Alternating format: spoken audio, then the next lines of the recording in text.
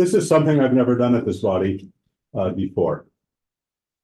So last week in Parsha Mishpatim, Moses continued to read the law, and we quickly learned that God did not stop at 10 commandments. In fact, one of the most important things we learn in Torah is that God is a rule maker, and that our job is to learn the rules and, of course, follow them.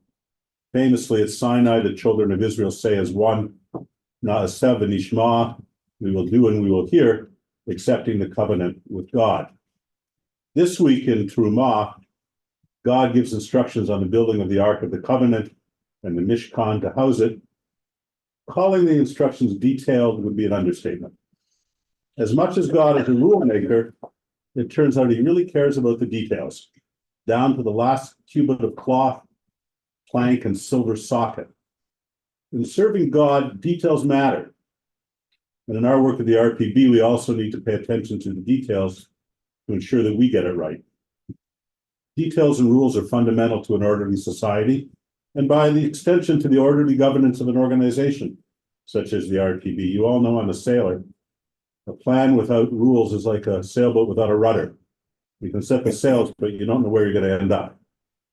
And our legal counsel would be quick to tell you it's the details that really matter. I don't think we need 613 commandments to guide us in our work at the RPB. But as I start my term as chair, I'd like to set out some rules and a few details that I think will be fundamental to the completion of our task as board members. You'll be pleased, those of you familiar with the Parsha, to hear that I'm not going to be soliciting gold to create neutral objects.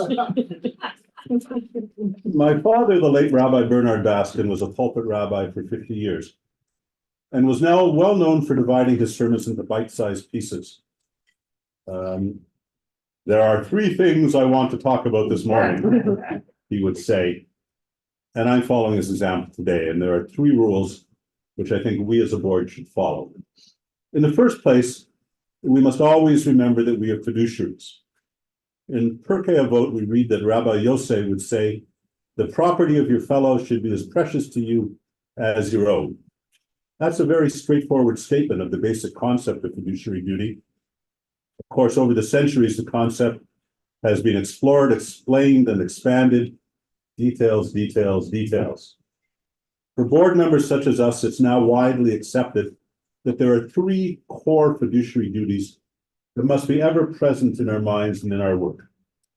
The first duty, the duty of care, simply means that we must be mindful and attentive to our work.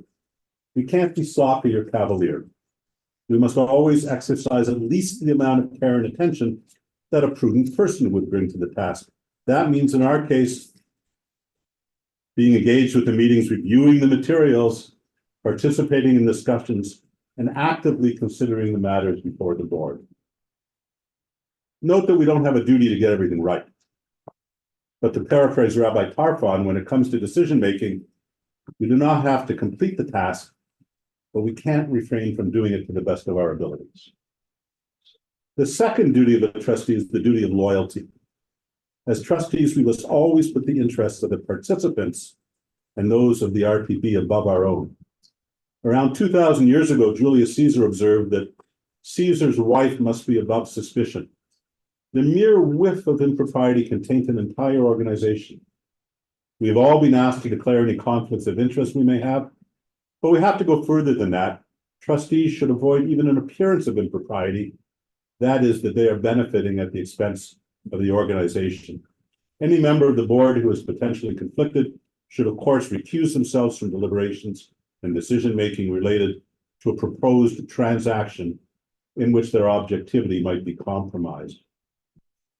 The third and final component of the fiduciary duty is the duty of obedience, not to me.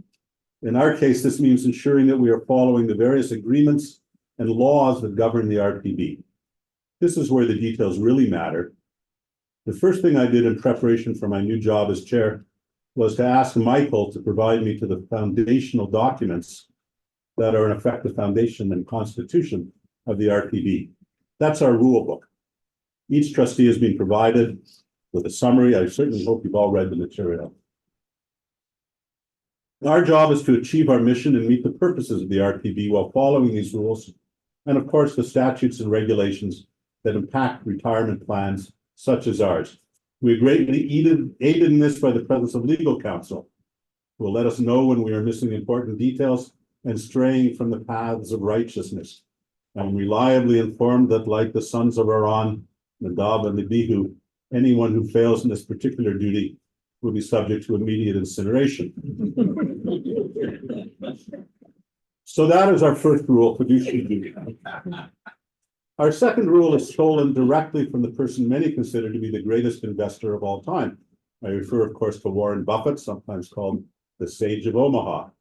Buffett used to say that there are only two rules of investing. The first is not to lose money. The second rule is never to forget rule number one. As a defined contribution plan, we do not make investment decisions for the participants. Indeed, we are forbidden by law from advising them on these decisions, and instead we're limited to offering suitable investment choices to them. As you all know, we are different from many defined contribution plans in that we offer managed pools, what we call tier one, for which we select asset managers and asset allocation strategies. These pools are now supplemented by a range of passive strategies, which some participants select, but the fact is 75% of all our participants are invested in one of our managed pools. During my 16 years on the RPB Investment Committee, we always remained faithful to Buffett's rules. We have never engaged managers who take on excessive risk. We have not tried to be on the forefront of novel and controversial investment trends, and we've always remained focused on reasonable returns over time. Our professional partners, NEPC, have aided us in our decision-making and have kept us from straying from our path.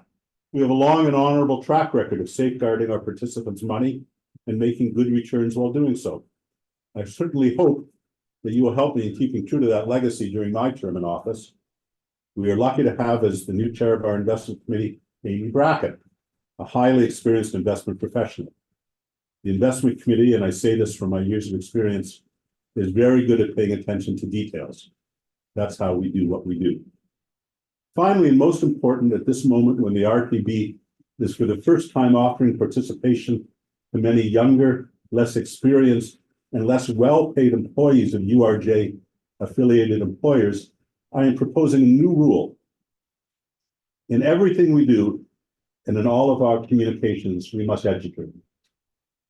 Last week in Parsha Mishpatim, we read about rules regarding personal debt. God commands that we do not charge interest on loans to poor people, and further commands that after 6 years, debts are to be canceled. No such laws help the poor today. That Parsha also contains rules involved with owning slaves. While the concept of owning slaves is repugnant to us today, we are familiar with the laments of people who find themselves effectively enslaved by debt that they have incurred, whether student loans, mortgages, or credit cards. A lack of financial literacy has resulted in millions of people giving up much of their freedom. Judaism has always concerned itself with the need to educate, and we are not in loco parentis with our participants. We do have an obligation to help them understand how the RPB can assure them of a better financial future. The need for such education cannot be doubted. A recent survey by the U.S. Financial Literacy and Education Commission found that, and I'm quoting, more than 6 in 10 non-retirees with self-directed retirement plans expressed low levels of comfort in making investment decisions. Among those non-retirees with self-directed savings, a minority of women of all education levels and men with less education were comfortable managing their retirement investments, a minority of those groups. The Commission also asked participants in the survey 3 quite basic questions to test their knowledge about inflation, interest rates, and diversification of risk. Fewer than 1 person in 3 answered all the questions correctly. More disturbingly, only 16% of millennials could answer all 3 questions correctly. Put simply, they barely know the basics, let alone the details. The RPB will attempt to address this issue among our new and existing participants. We will develop and promote programs aimed at financial wellness. You're going to hear about that today, to supplement our already existing retirement readiness programs.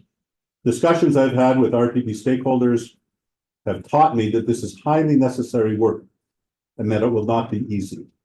Young people in particular need to be convinced that even if their finances are currently strained, saving for the future is not only wise, but is necessary. Engaging in self-denial and delayed gratification do not come easily to any of us, perhaps even less easily to many of our new young participants. Yet it is undeniable that learning to save and systematically put aside money for the future is the best way to ensure the dignified retirement that the RPB sees as its goal for all of our participants. Our God is a God who cares about rules and details. God gave the children of Israel 613 commandments to follow, being rather more modest and limiting myself to 3. To reiterate, to always act as fiduciaries, to the extent possible to avoid losing money, and finally, to educate our participants to become better stewards of their own assets. And in following these rules, to sweat the details, always ensuring that we are doing both what is required and refraining from doing what we're not allowed to do. I hope you'll join me in making these rules our rules, and that in following them to the best of our abilities as we carry out our work together in the years to come. King Hirasai. Well done. Being said, we never recommend clients reposition their portfolios based on what ifs, especially when it comes to elections. You know, you have a lot of risks over in the Middle East, in China and Taiwan. You know, those geopolitical tensions could create a short-term market volatility, but at the end of the day, markets are driven by earnings growth. And what we think is the consumer continues to be very healthy. We continue to see earnings post much stronger on the upside. So at this point in time, we're still encouraging clients to focus on the long term. Questions before I get into the portfolios?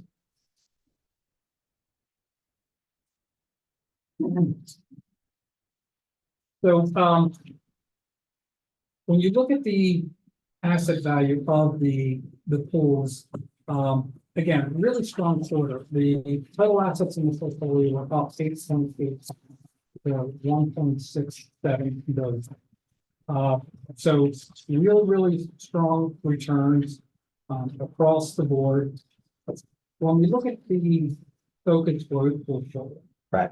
Yes. Just to update, as of today, we're 1,702,000,000.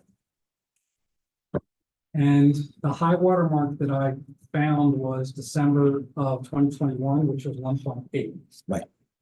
So you're almost back to your high mark. Yeah. So when we're looking at the portfolio for the focus growth, and my comments on this portfolio are going to be consistent for all of your pools, except the focused income. You see really strong returns. If you look at that first bar, the focus growth portfolio for 2023 was up 20.1%. If you were here last year at this time, when we were talking about this, the focus growth portfolio was down 17.3%. And the trailing 5-year return was 5.6%. We continue to encourage clients to focus on the long term. So for anybody that was in the focus growth and rode 2022 and 2023 out, you can see that 5-year return is now 11.4%. So it comes back to the message that we've been trying to tell our clients that it's the time in the market that's important. We need to focus on the long term. When we look at your 20% return for last year, the biggest driver of performance was really the S&P 500, driven by those Magnificent Seven. Okay, the S&P 500 was up 28%. And then you've got one international equity manager that I'll show you in a few minutes here, the Artisan International Value, that was up close to 23% in the fourth quarter.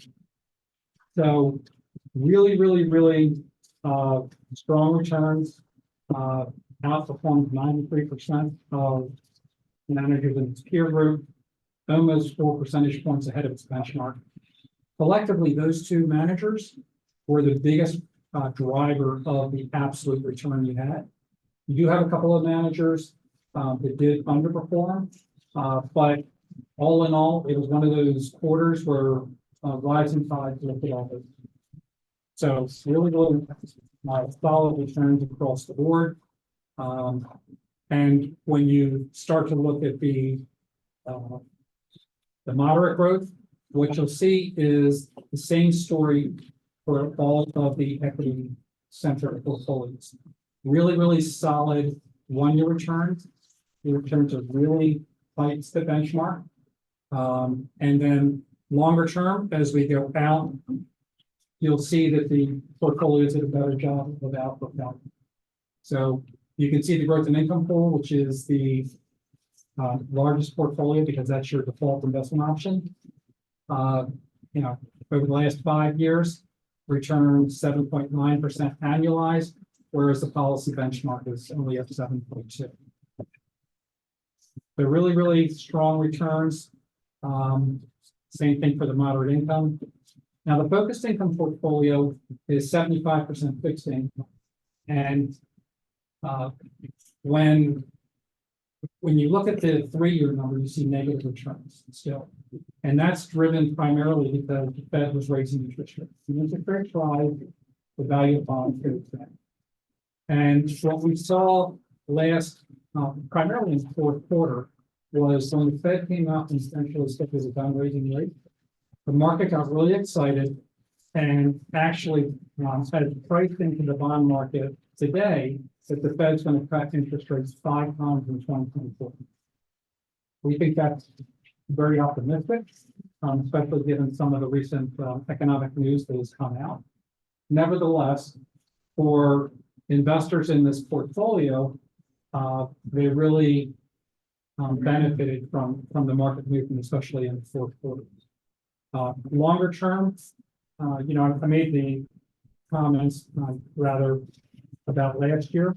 At this time last year, the return on this portfolio was a negative 11.4%. That's how much interest rates rose. This year, it's a positive 3.2. 5-year return last year was 1.7. You can see now it's 3.7. So here again, even in fixed income centric portfolios, the asset allocation strategy that's in place, as well as the combination of managers, has done a really nice job of participating in the up markets. And, you know, actually, when you look at that 3-year number, the negative return is still half of what the benchmark was. So the portfolio is down about 50 basis points and the benchmark's down 100%. So we're very pleased with the performance of the pools in general. You know, I made mention of some of the managers that kind of ebbed and flowed. We talked to Pinnacle today. Pinnacle came in and did a presentation to the investment committee. If you look at the third line down, you can see when you go out to the 1 and 3 year periods of time, the Pinnacle strategy is about 350 basis points behind the benchmark over a 1 year, but there's 650 basis points behind over the 5 years. So we did have them present. We think that NEPC is still very comfortable with the strategy. It's a very what we call benchmark agnostic strategy, and it's a high tracking error strategy, which we expect it to be different from the benchmark.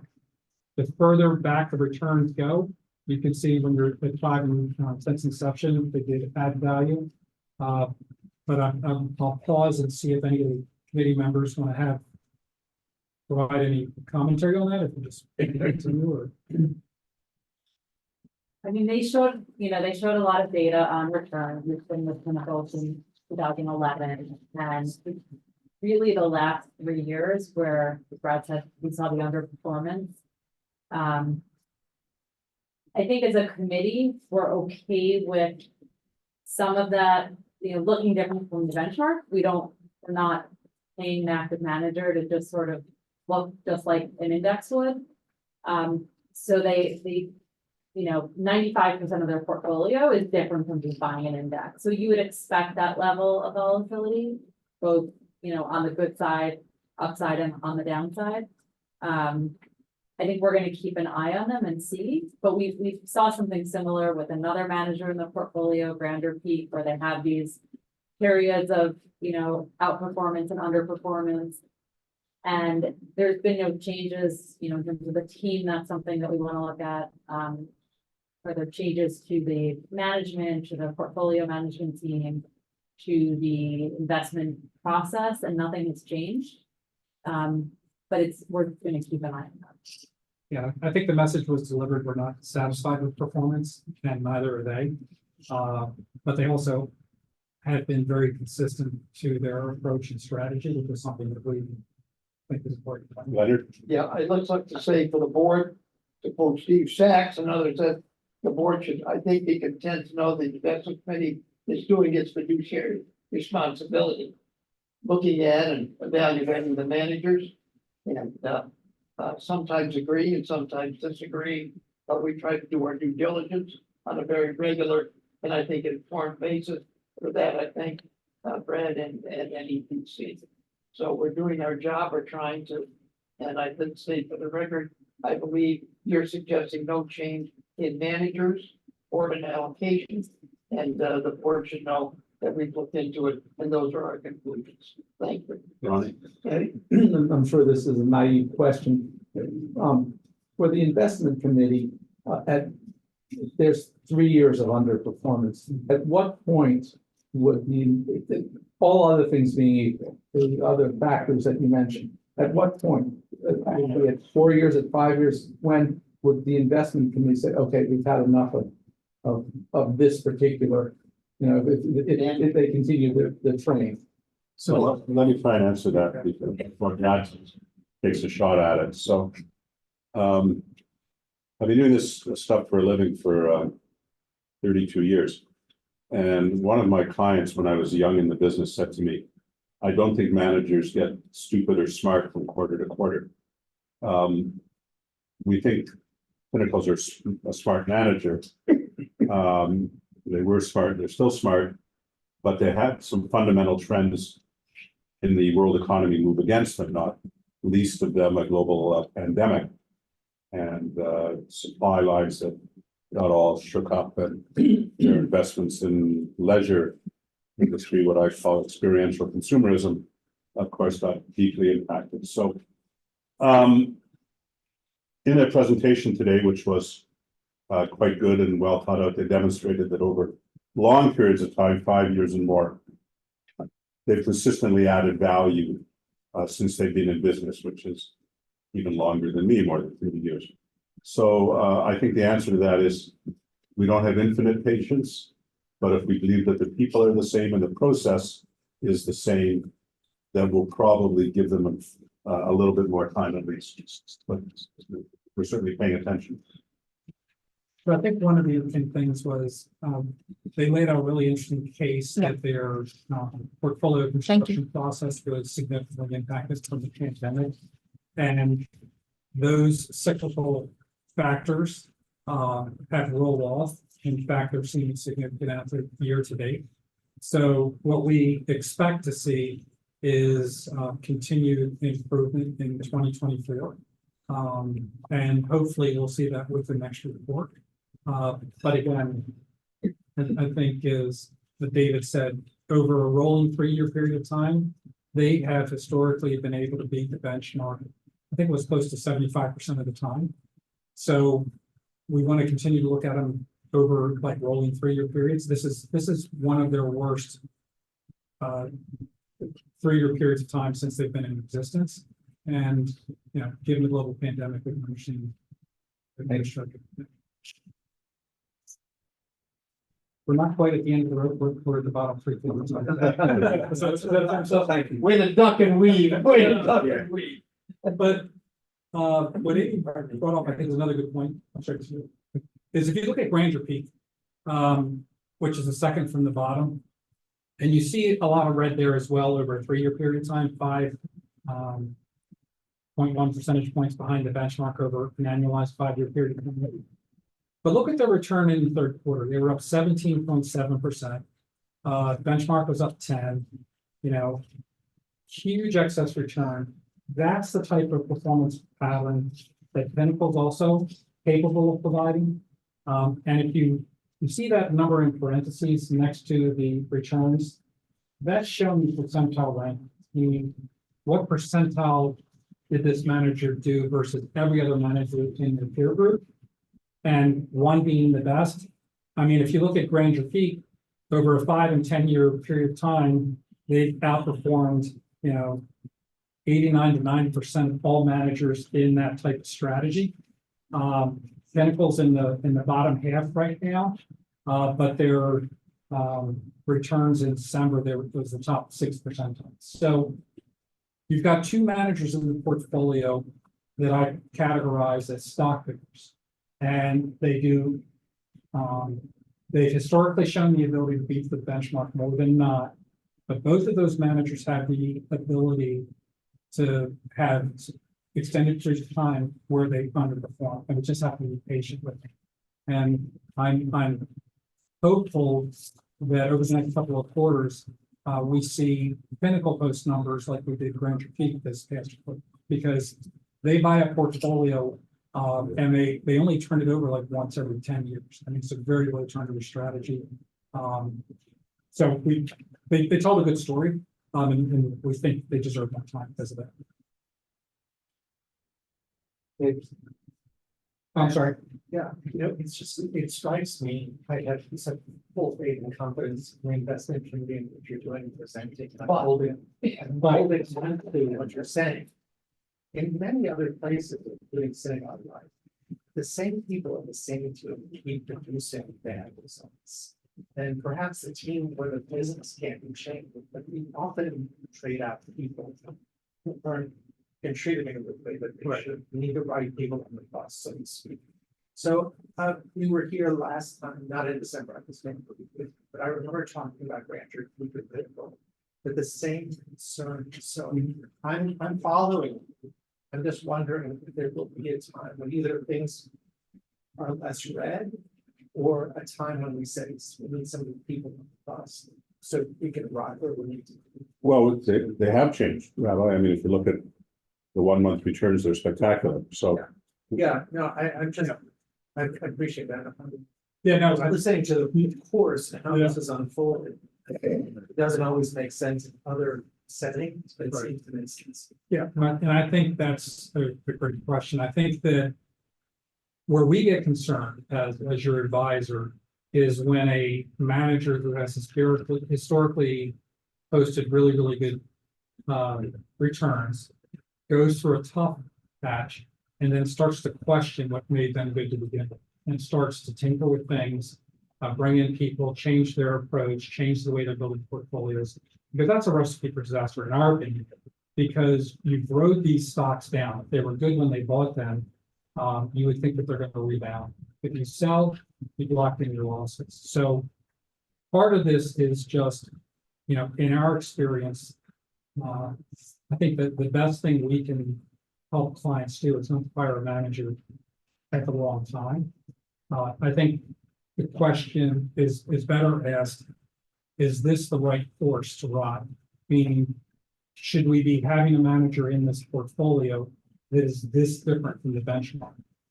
Because they only line up with the benchmark about 5% of the benchmark. The other 95% is totally different from the benchmark. So we're hiring this manager to deliver really strong total returns over a long period of time. And they did a really nice job of focusing in on the impact of COVID over the past 3 years. And it made sense to us. Otherwise, I think we would be recommending a change. But great, it's hard you just gotta hold on. Right? Yeah, no, and you help me understand. Perfect. When I see the black. Next to the red. we hope it's a trend. So, you know, the global equity managers, you'll see a little bit of red here over a 1 year period of time. We're definitely not worried about that underperformance given the really strong absolute returns. You know, when you think about it, GQG was up close to 20%. Walter Scott was up over 20%. And the benchmarks were all 22, 23. Again, really strong upside participation, longer term. We like both of these managers, how they, Well, these net of fees, everything's net of fees. please understand that, if the board understand it, we penalize the value of the account by deducting the fee. Index, of course, does not have a fee, so we start out They do.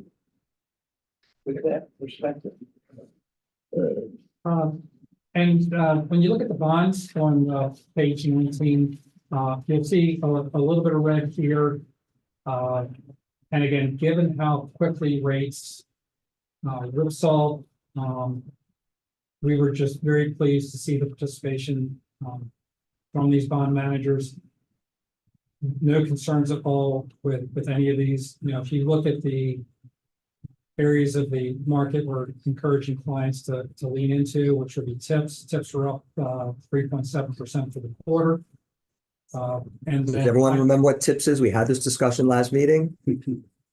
Yes, Treasury inflation protected securities. And the way a tip works is it pays a low coupon. So the treasury for the common duration will probably pay you 4% today. The tip coupon will pay you 2.2% today.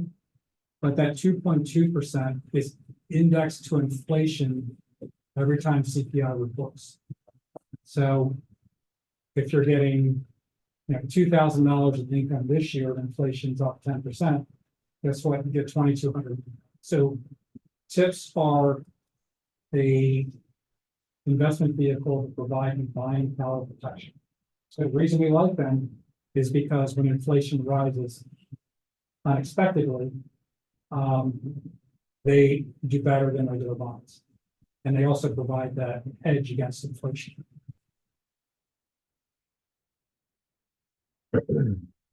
And then this is just showing you the underlying asset allocation. So these are the building blocks. So this is how all the portfolios are put together, they're rebalanced quarterly. And you can see there's a nice mixture. You know, we're kind of going down in increments of about 20 to 25% as we work from left to right. So the Capital Preservation Fund is a tier 2 fund that is designed to preserve your kind of like a money market surrogate. It doesn't break the buck. What it does do, however, is it invests in investments that have about a 2 to 3 year time horizon. So it's locked in, think of it like buying 2 to 3 year CDs. And what happens when rates rise rapidly, the crediting rate to investors takes a while to catch up to where the rates are. So over the past year, that has looked bad. Your participants say, wait a minute, money markets are paying 5.3%, but we're only getting 2.7. But if you look longer term, since inception, the same thing happens in reverse if rates come down. So if the Fed starts cutting interest rates, the crediting rate on money markets is going to come down immediately the day that happens. With this portfolio, the yield is kind of locked in. So this strategy is operating exactly as it is designed. But for investors that don't necessarily understand how it's constructed, it looks like it's lagging because interest rates on the short end of the curve right now are so much higher than where they've actually put the money to work. And just to add, Brad, there's also an insurance policy in this. If you put in $2,000, you'll get out $2,000. You don't break the buck. It's a guaranteed protection of your principal, and your income will fluctuate. But think of it as a checking account that pays very little money, but the money is always there. It's a different type of a vehicle, and it's meant to do that, to preserve capital, not to necessarily provide a competitive rate of interest. Do we have participants who would be 100% invested in capital preservation? I'm sorry, Julie, say that We again? have participants who put all their money in this fund. We have that. Yeah. And Those are the people we. Yeah. Somebody at the market timing thing, and then just bought it in for another year. Oh. Just got like. But at some point, if not in the moment, can you give us an idea about what percentage of people are so invested? Well, you can see there's $100 million in it altogether. You know, which was, We do a 6%. quarterly, GSAM asks us to do a quarterly analysis of the participation in that fund. Happy to share that. You know, it gives a breakdown by who's active versus inactive and breakdown by age. You know, participants by age. What we don't have looking at that analysis is what else are they invested in, you know? Sure. But. I mean, outside of, No. even in the market. Yeah, because we're just saying what the breakdown is in that fund. And so it's interesting. It's an interesting statistic. Again, I mean, as someone who considers himself particularly naive in this area, naive responses, you know, this is, if somebody put all their money there, it's a horrible place to be, you know, and I just wonder what percentage of our participants wind up, in my language, foolishly investing in that kind of way. We can get you an answer to that pretty quickly.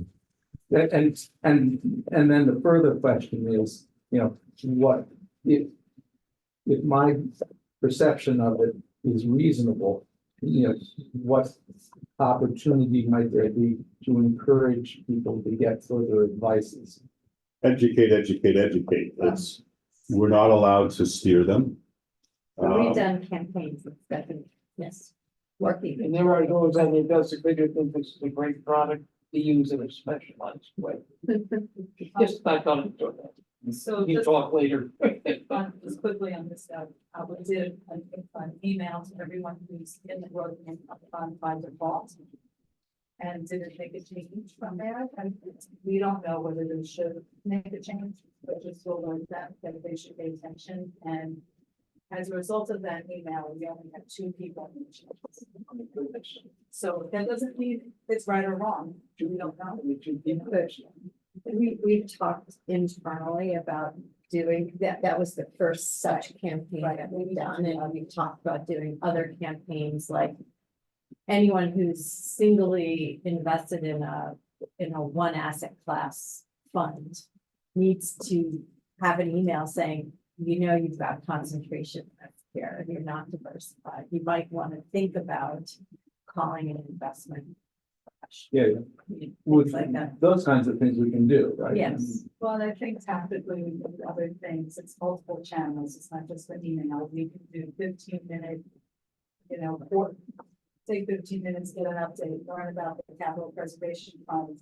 And we can talk and find through other channels. Without being nice. I know you can't give advice. Can you send like a really targeted, like one-on-one email, not just like, what are you doing? What is wrong? Like where it doesn't feel like a distribution map? Yeah, Where it- absolutely. Without making someone feel uncomfortable. Yeah. Maybe, Like just in plain English, because people don't. Like, I deal with this with clients, but they don't. Yeah. They don't even know, they might not You even. say, know "Dummy." capital preservation fund. Right. Hey, dummy might work. But I will tell you that all of the years that I had nothing to work to be and wasn't thinking about it at all. You could have said to me, hey, dummy, you're not paying attention. And I'm like, yeah, you're right. I'm not paying attention. I haven't. Delete. You have a great communication strategy, you really well, the stuff is really well done. And easy for somebody like me to, you know, to digest. And until somebody takes you and rattles you and says, hey, dummy, and like person to person, you're not gonna be able to retire if you don't pay attention. You know, you guys do a great job. I don't know. You know what I mean? That you can always say, hey, we're not doing enough. I actually think you guys do a great job. People aren't gonna pay attention sometimes until they do. Well, true, and on the point, but you never know what's comes in the market to pay attention, so there has to be steps, because he puts us out with these messages. It might feel like we're getting them too far with the messages, but if they're targeted, they're not nasty emails, and you have some kind of cadence. So we might catch them at that one moment where they're making action. Yes, Lisa. I'm just curious if there was any type of movement after the tenure in the RPB phone calls were made. Did we see any changes to anybody's portfolios as a result of those phone calls? I didn't check that specifically. But we really weren't orienting so much to that. I understand, but I think the whole point was to like pay attention. Yeah, but the more important question is of the, that would, I think, be valuable for us is to know how many of those folks who had not connected with an advisor, did so as a result of, my experience was that there were many more in, those 10 years out who actually had investment advisors. I guarantee you that 20 years ago, the percentage would have been, who had financial advisors would have been far, far lower. So, that's also a factor in all of this, I think. What kind of advice are people getting from different places, but by they responding to what we've done by taking, one more step towards control of their own destiny. If I have a, you I got you, I got the statistics you asked for, so. So, You may remember better than I. Yep. But I think there was a study done by our actuary that we do periodically, and people in our group, that's people who have health care, see doctors regularly or whatever, and basically are in a better group. Our life expectancy for a minute was 92. So I would help make a presentation for this statistic was made. And I said to them, do you realize that if you retire at age 65, you're gonna need 27 years of income beyond your retirement in order to maintain your standard of living? All of a sudden, people are starting to write, they put things down, they thought at age 65, guardianship was over, this and that. No, said you got 27 years. Like I said, oh my God. So people are coming up to me and said, where'd you get the study? Are you sure you're right? Really? I said, well, I don't know what your lifestyle is, but that's what the insurance companies are telling us. Because he was with a pension advisory firm as well, and those were his statistics. I don't remember what ours was, but I'm gonna suggest it probably was pretty close. So let's say 90. So I still had 25 years to go. And I think it was phrases like that, they got these people's attention for what it's worth. I mean, you don't realize that it's that long. Rabbi? Yeah, I mean, I agree that there's only so much that we can do. And I think the emails are excellent. They're very easy to read. They look beautiful. They're like, if you open it, it makes it very clear. I'm wondering about other places to connect with people. So I'm wondering about, for instance, in our professional organization, we do a weekly email, I'm sure everybody does, targeting something specific. Did you get an email from the RPB? Please follow up here, or not all the time, but if we kind of hit people in another way. Yeah, and then usually multiple channels. Multiple channels, so I'm saying, I think professional organization weekly emails would be a good way to hit that as well. And also, I think, at least for the rabbis, Facebook posts that is where we are. So if there are things that you feel like could identify this message, I think we could figure out how to do that. If you kind of let us know, we can know who the messenger is. So And then we're gonna put factoids. the other thing I'm thinking is, I know you're gonna talk about all the travel that you've been doing, and I think it's amazing. I think it probably takes a little bit of courage to walk up to you at that. If you're a person who is feeling like, I don't understand this. Yes. I've for gotten sure. all You're these right. emails and I don't know what to do, right? Yes. You're gonna talk with the highly engaged people are gonna walk up to you, is my guess. I'm guessing that I don't know. So yeah, I'm I mean, it's. wondering about that I mean, that's a That's a con, great opportunity, and I Yeah. know you guys are making the most of it, and I worry that colleagues that are the most uncertain and about this are gonna be the least likely to approach That's you. why I think that's like our responsibility. And maybe that's wrong.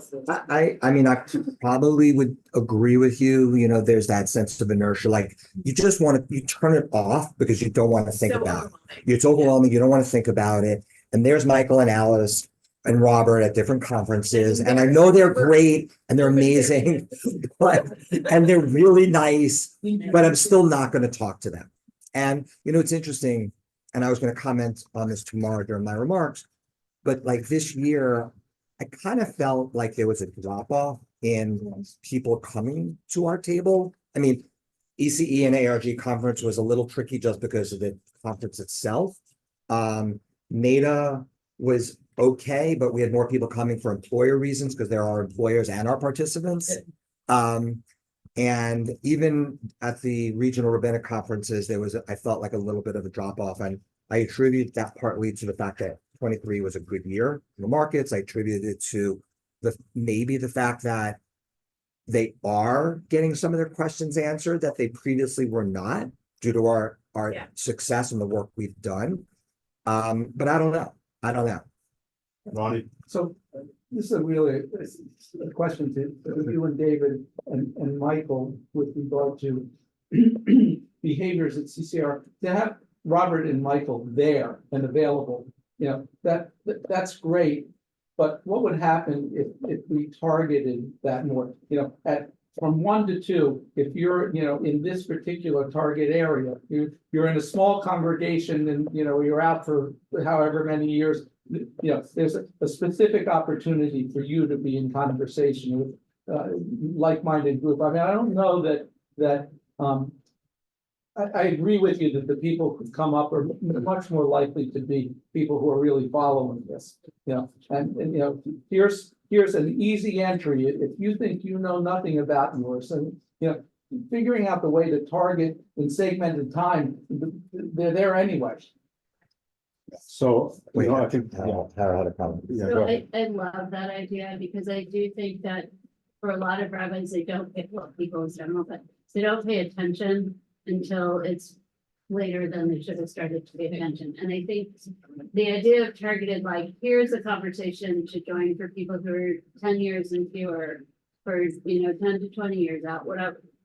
I think that actually makes a lot of sense. But the other thing I wanted to say is just to kind of give some context to why fewer people may be coming up to speak to you at these kind of gatherings. And I think there is such a feeling of, I mean, I don't even know what the right word is, but rabbis are just feeling, I know it's not only rabbis, but extremely, like, the stress level is so high, the kind of crisis, it's just like constant crisis.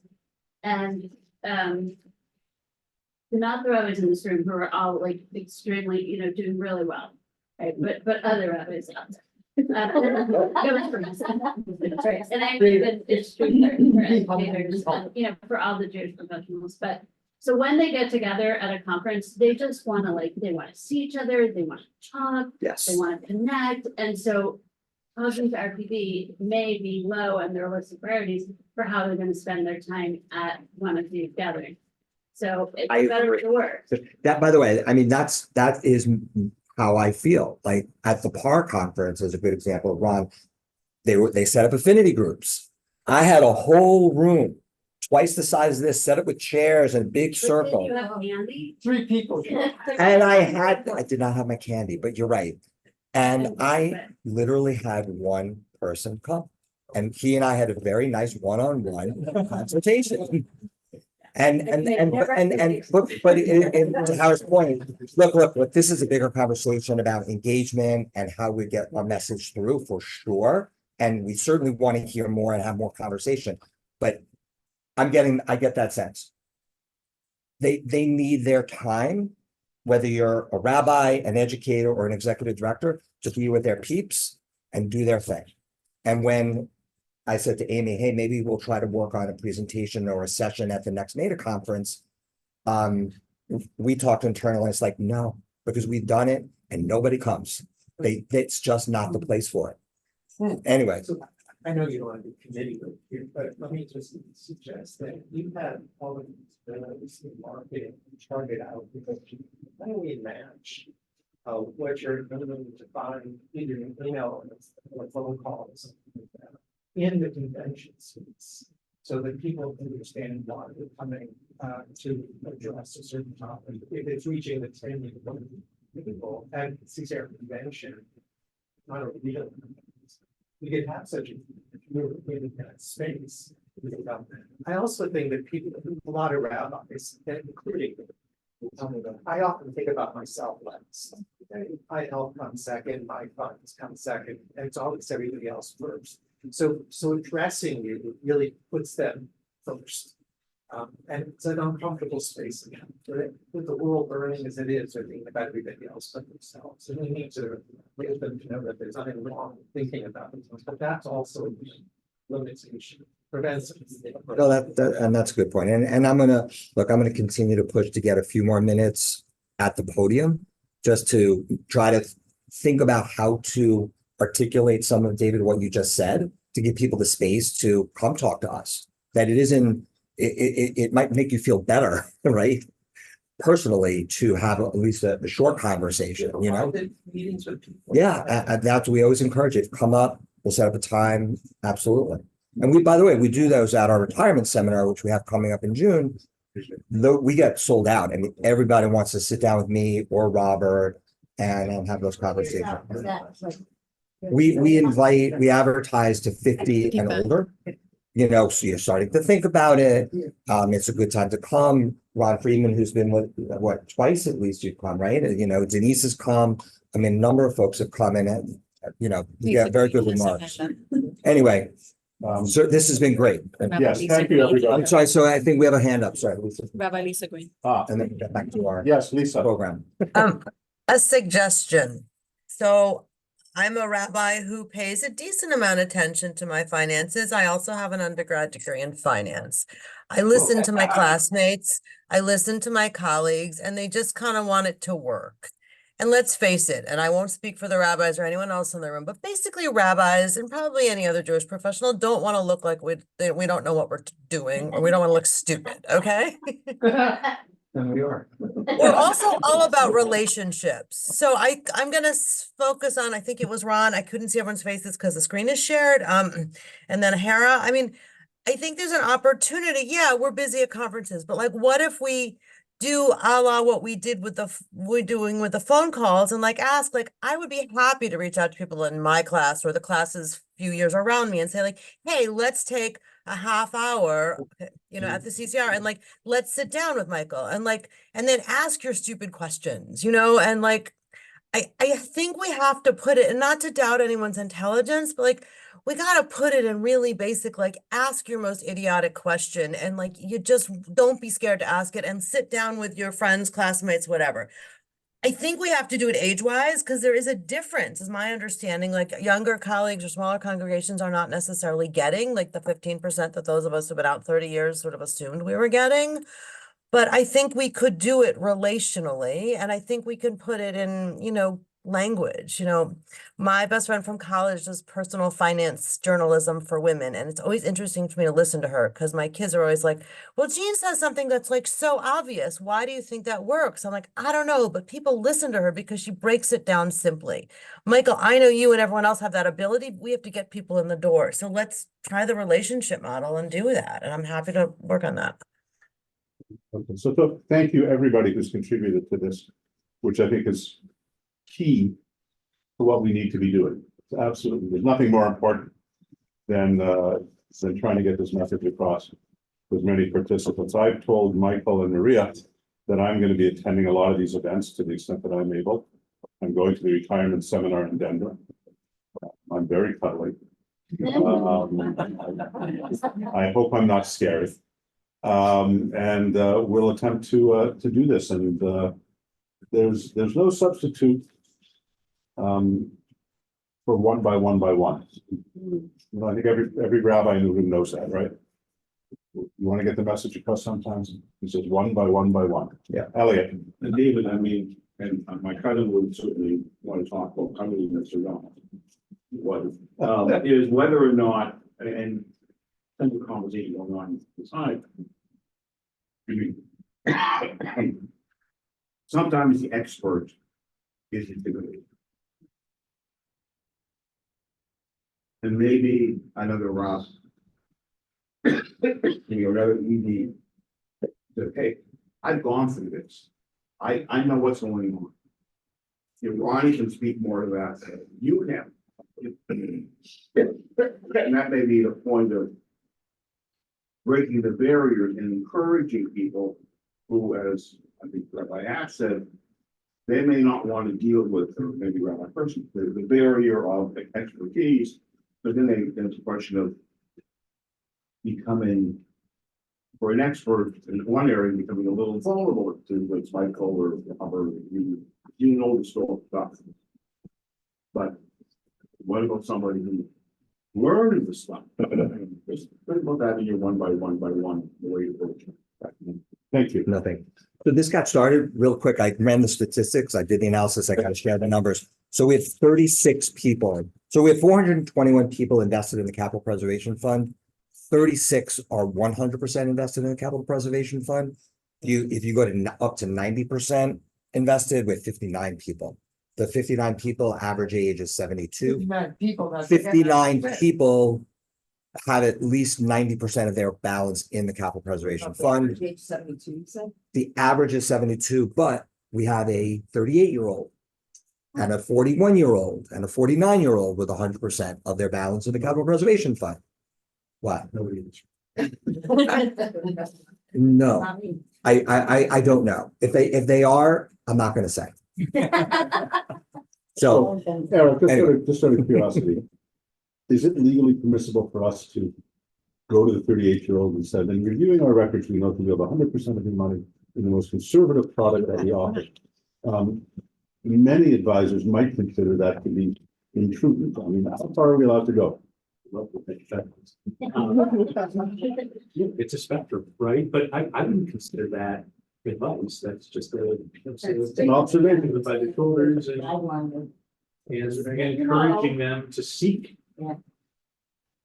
And we can find with where they're on. Well, I think, I don't want to talk about this particular product anymore because everybody who's on this board knows how I feel about it. But Brad, Yeah. can you wrap it up in 10 minutes? I can, so, the rest of the report, the story is the same, all of the past managers track their benchmarks. Right on top, the Jewish Values Fund, had a little underperformance for the year, but I believe, all the stock selection. Again, it's a passive strategy benchmark for the global index, that influence the values and some of the healthcare and consumer trade companies, they overweighted 100%. Then from there, the other thing I just wanted to touch on was we spent a good 30 minutes today doing some education with the investment committee around the structure of the investment options. And one of the things we wanted to do was educate the investment committee on how other plan sponsors are structuring their investment lineups and compare it to the RPB. And the primary reason for this was we're evaluating whether target date funds are something that would be appropriate for your population.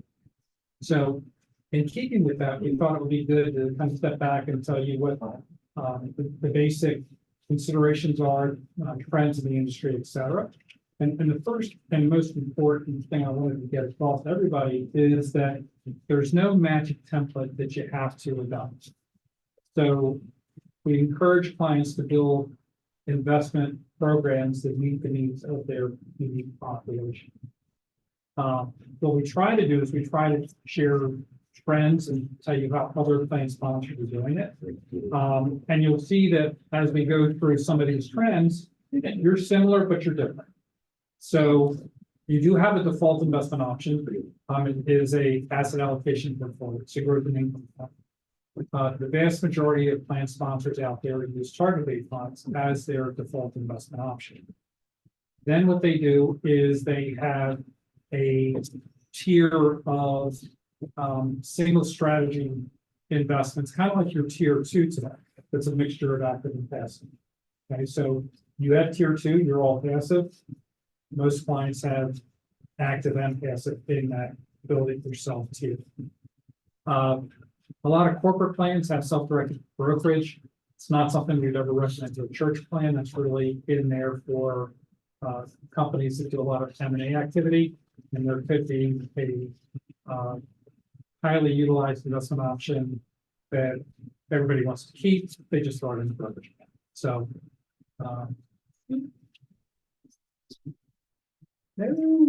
What is going on? I can't see. that mean? I can't stop if that's on my screen. Yeah, it's.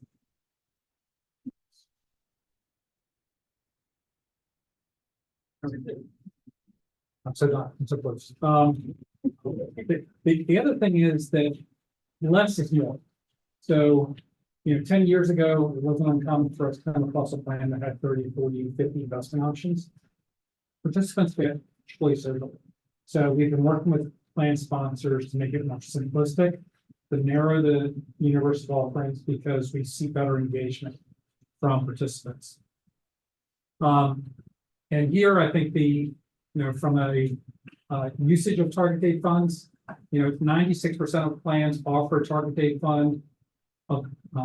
95% use target date as their default option. And,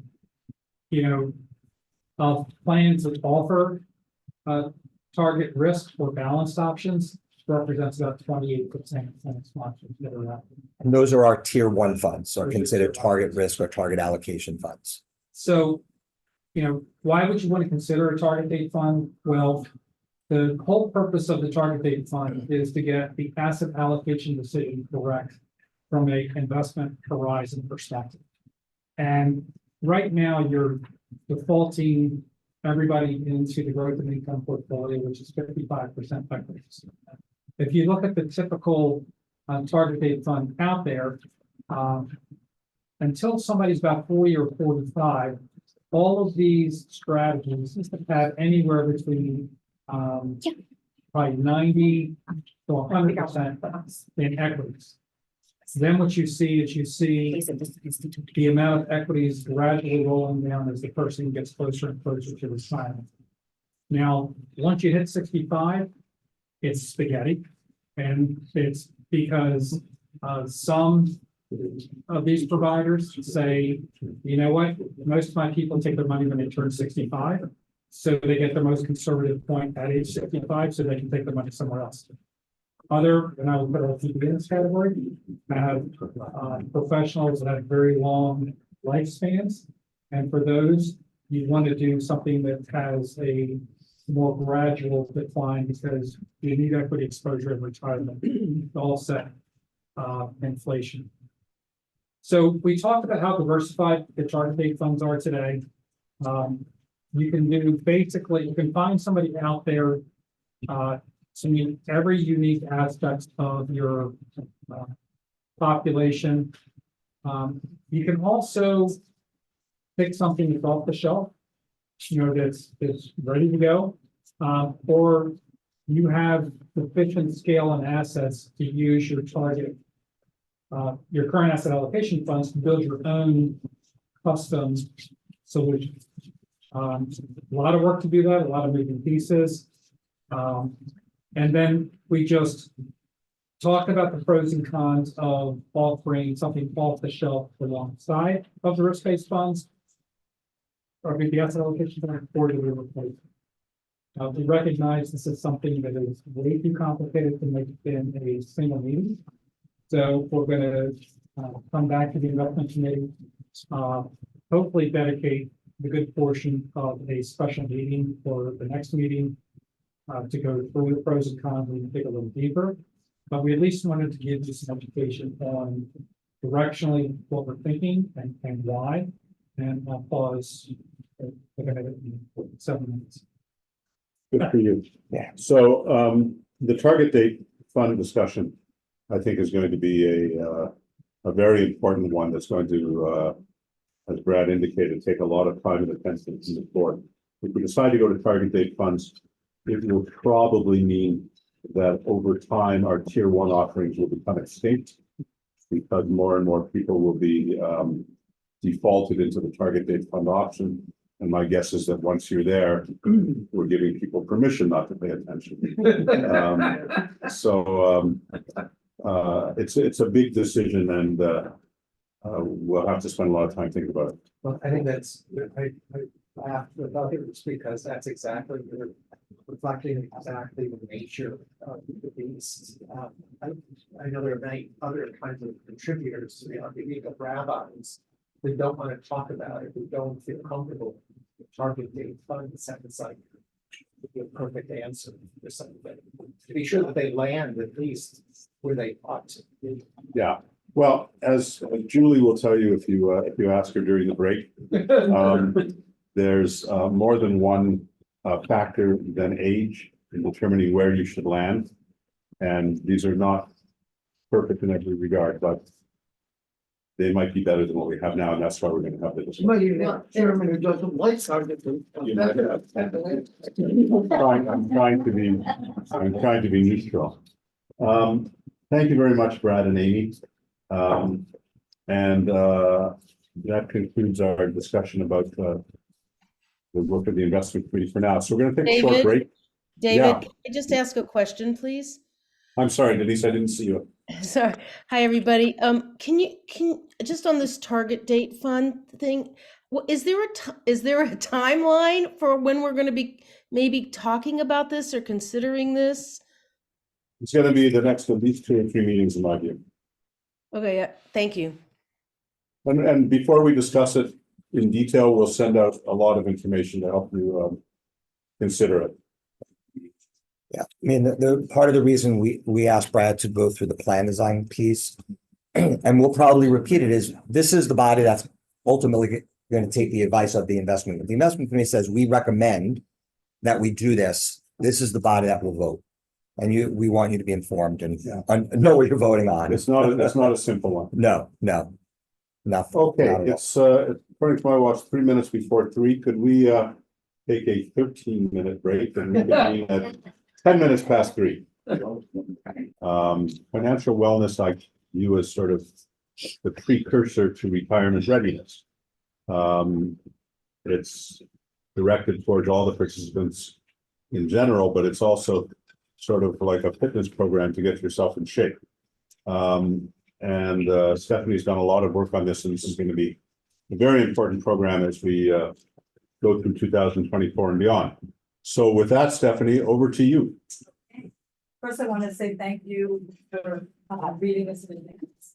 Thank you for all your other ideas that surfaced in the first on the conversation we just left, because that will all play into how we roll these out and attract people to it. So I'm going to take 20 minutes to go through it, have a conversation. On the slide as we get there, if there's any clarification that's needed, or we can wait and then let's keep it so it's flexible. And want to position this view as the blueprint of the framework for learning. The why, the who, what, where, when, how we're going to put this education out there. So that's the foundation. It's not a full-on communications plan for how we're going to attract people to this, or how we're going to gauge whether financial wellness is improving. Are the kinds of conversations we were having. So happy to have our business come through, but I wanted to set up about this business. So I believe we can go to the program overview, introduction. Tour. So we've done a couple of things to explain why we had Fidelity, Fidelity here at our last board meeting in December, talking about financial wellness. We've had other conversations at the board level. So this is just a reiteration of why financial wellness is so important. Something I think the optimistic is everybody talks about. Our goals are basically to the financial knowledge and financial habits of our participants, and also to show that our employers understand why that's important. Why that's important for their employees. So in general, there's a lot of there's a big narrative out there about financial wellness in the benefits space. I'm not sure how much parts of the leaders are aware of that. And so we have a thought leadership office to education opportunity among our employers regarding financial wellness. Next slide. I'm not sure what transactions. So the components of this is basically high quality, of course. We want to be very simple. Simple is key in this highly digital world that we live in. Personalized to the extent possible, interactive and engaging, inclusive of feelings, not just behavior. So really understand that people have emotional relationships with money and whether they pay attention or not pay attention to their money. Those kind of an emotion around that and be unbiased. So we're not selling anything, we're just giving them an opportunity to win. You've seen this chart before, the participant journey. So this is the highest level of segmentation that you can look at, which is people who are actively working and those who are retired. And different stages within both of those, we will have some finer segmentation in addition to this. And the enrollment piece, which is all the way to the left. Wait, I'm sorry. Yes. Which page? That's. Yeah, you need to be in the next page. Next slide. Is our participant journey. So again, those who are still working, those who are retired, within that there's micro phases. All the way to the left is the enrollment part of when they get to the RPP plan. So one of the things that's really important that we want to do with this program is instill a mindset as someone enrolls into the RPP that they need to focus on their financial wellness and their habits. This is not something we do right now. We're very transactional. Join the plan, contribute your money, contribute where you can, manage your allocation. So really trying to set the stage as soon as they enroll. So the next slide is our persona. So a persona is a fictional representation of our target market. It keeps us honest. It makes sure that we make decisions that are participant focused instead of, well, this is what I would do, or this is what my mother would do, or this is what my kid would do. We have to really be focused on all the research we've done to understand our participants and use that as our sanity check for our decisions. You may remember we did a financial wellness survey last year. The outcome of that survey, we worked with Fidelity's segmentation of financial personas. And so this mega persona really focuses on our participants that are in most need of this product. Everybody's gonna have use for it, but the people who are the DIY financial people, I can do it all myself, or I've got a financial advisor, or my spouse is really smart and I'm good. They're less in need of this. They still have financial wellness goals they can have. So our persona here is really targeted at the people who want to be in a better position or have something they understand how to get to a better position. Stephanie, I can just ask, but as we go, is it okay? Yeah. It is related to the conversation we had before the break. Is there personas sort of, this is an aggregated or a single that we're working with, but are there additional personas available that you could help inform our other discussion around target dates? Okay, I think so. great. So again, just to reiterate from our financial wellness survey, some of the key insights we got from that is that people do the minimum to stay engaged. They check their balances, they check their savings. They feel overwhelmed. There's too much information, not enough time, and it's hard to understand. Some think they don't have enough money or income to pay attention to their financial habits. They want to feel secure about their financial situation. They want to have the know-how to make good decisions, and they don't want to feel stressed about money. Big takeaway was across the board, everybody was anxious about it. Okay, next slide is program independence. So from a product standpoint, this is the range of learning opportunities that we want to put together. Starting all the way to the left with self-directed is the e-learning platform. This would be something that we would require. We have talked here about what Fidelity can offer in terms of e-learning versus outside third-party providers. Right now, we're in a position where we're leaning more towards an outside third-party e-learning platform because Fidelity is in a state of flux in the evolution of their financial wellness platform overall. They have the tools, they just don't have it bundled well. Next to that, we have periodic tips that are e-blast that will be focused on some content that would be relevant. In the middle, we have wellness forum and LifeStage seminars and market webinars. The wellness forum kind of relates to what we were talking about earlier, which is having a place where people, participants can come together as a community, learn from an expert, talk to each other, share their concerns, and feel safe doing it. The Life Stage seminars, that is an expansion of our annual retirement planning seminars. So that's really targeted at pre-retirees and kind of step back to people who are either just starting out or building their wealth and do some targeted seminars for them as well. And these are also based on the platforms that were cited as the most wanted in our financial wellness survey. Then going towards the live guidance section of the product offering, we have retirement planners and financial planner coaches. So these are definitely by Fidelity, and some of the learning platforms that we looked at and the ones we're considering also have financial coaches that they provide that are unbiased, licensed, not registered investment advisors, but licensed to just talk about personal finance. And then we have Robert's team as well providing guidance. So the offering and the concept here is to be very intentional and to bundle something and name it and not name it, I'll give it a fancy name, but just be clear about this idea of financial wellness and having a mindset of I have to pay attention to my financial assets, where I pay attention to the other habit I have.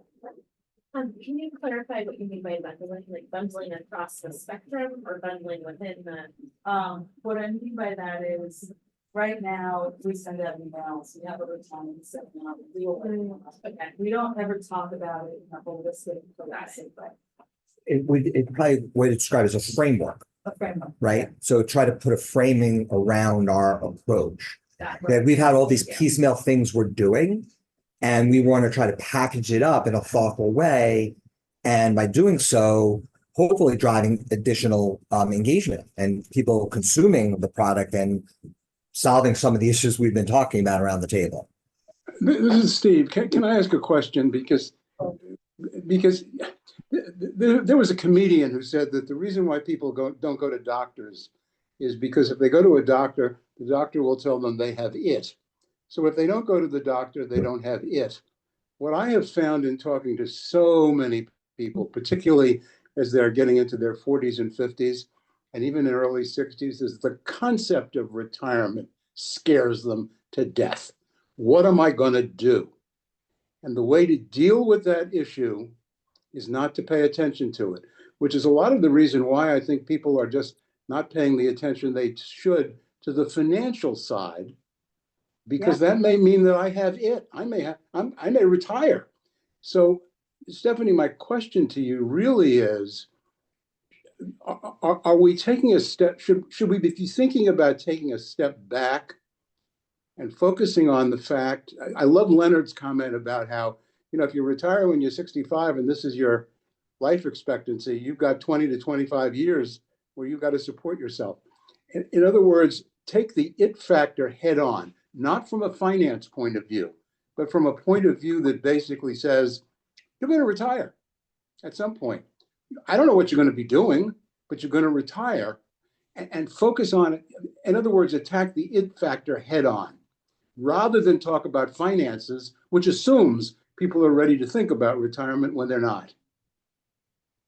Thank you for that. So the answer is that will be part of the communications. Now, this is not build it and they will come. This is build it and we have to give them a reason to come. So right now, we don't have a place that if we can engage someone, say, all you have to do is take one step, go here, and this can help you. So we don't have that landing pad for that. So what we need to do is take your insight is, as well as all the other insights in this room, and put that into our thinking around how we're going to talk to people about this and drive them to these resources. That's, you know, we can say, you know, 27 years, and then they're like, well, what am I gonna do about that? What action do we want them to take?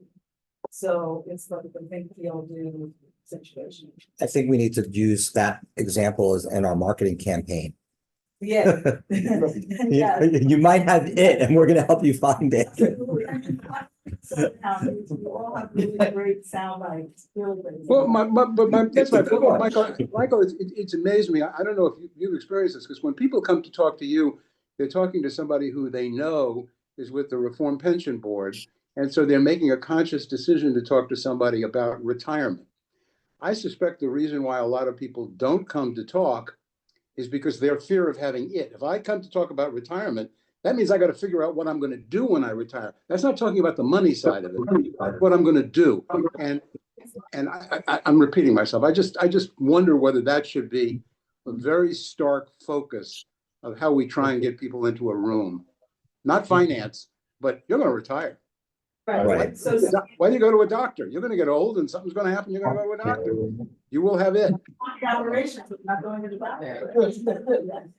So to your point, which I think is illuminated by what you're saying, is that if someone is 30 and has debt, they're not, their it is different. Their it is, how do I get out of debt? And how can I go on a vacation if I have to do that? What do I do for retirement? And when we spoke to 12 different learning platform vendors, all of their services are designed to help people with the thing that's their it right now. And once they get them on their it, then they lead them to other places like saving for retirement. So that leads to my question, because I'm confused by, and just shortly straighten it out. Financial wellness could be a whole lot of things to a whole lot of people. I mean, we're used to the retirement space and getting money to survive for the 32 years after you're 65 or whatever. But it could be paying off debt, it could be paying healthcare expenses, it could be paying, you know, for your kids' education. It could be all sorts of financial wellness through somebody's entire life. When we talk about doing our program, are we specific to help us frame what financial wellness are we really honing in? So financial wellness is we find it, and it's not just us, but that we took Fidelity's definition. Yeah. And in our survey, we also put that definition out there. And it's basically knowing what you need to do near term and long term with your money. So that you can live. Okay. That's a super watered down definition. But It's holistic. It's holistic. It's wherever you are in your life and whatever's coming up for you, being able to handle the near term and say you can prepare for your long term financial goals.